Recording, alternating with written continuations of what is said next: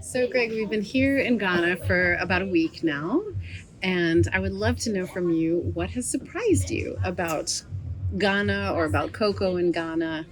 What have been your surprises? I might go with what's really impressed me. What's impressed me is the detailed structure that gets high quality cocoa from a million farms.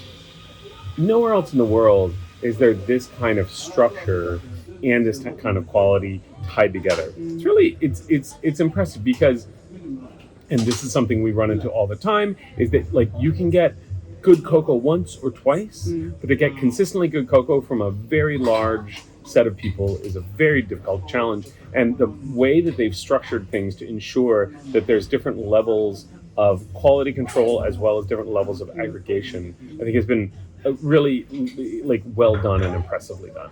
I think you said the other day you've been to 35 different cocoa I've been growing to- countries. This is my 35th. This is but your yeah, 35th. yes. How does this compare to maybe one or two of the other origins that you've been to? Well, I mean, in most parts of the world where there's cocoa, cocoa is not so deeply ingrained in the culture and in the politics. And so you'll work with cocoa producers who, and you know, there will be potentially like government agencies that you'll talk to, but here it's just so deeply ingrained in everything that it means that it's done in, like, there's so much to learn from how things have been set up here.